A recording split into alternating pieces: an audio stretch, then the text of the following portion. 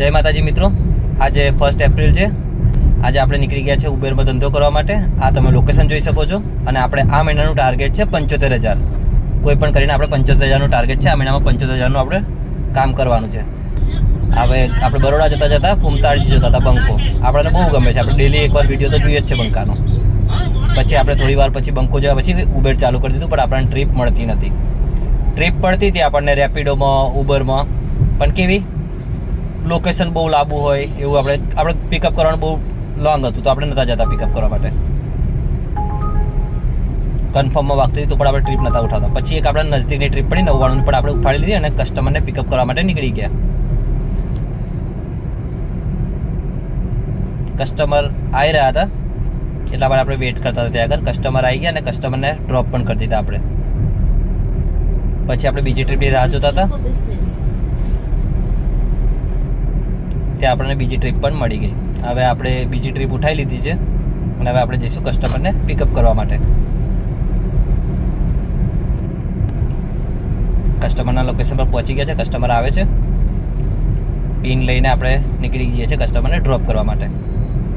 કસ્ટમરને ડ્રોપ કરવાના હતા આપણે ઝાયડસ હોસ્પિટલ. કસ્ટમરને ઝાયડસ હોસ્પિટલ પર ડ્રોપ કરી દીધા છે. ડૉક્ટર હતા કસ્ટમર.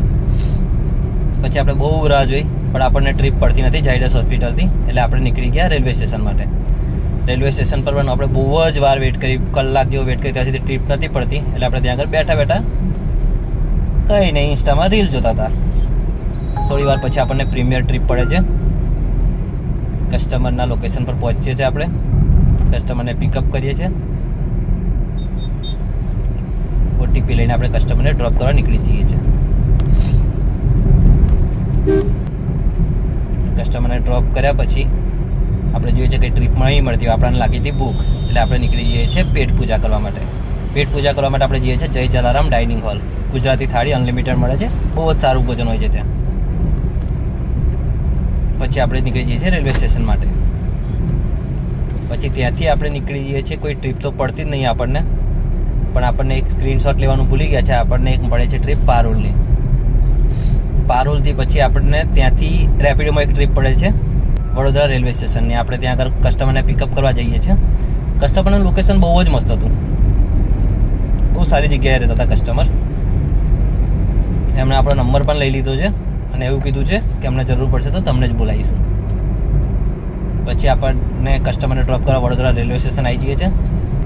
કસ્ટમરને ડ્રોપ કરીને કસ્ટમર જાય છે ફરવા માટે. પછી આપણને થોડી વારમાં મળે છે એક બીજી ટ્રીપ MS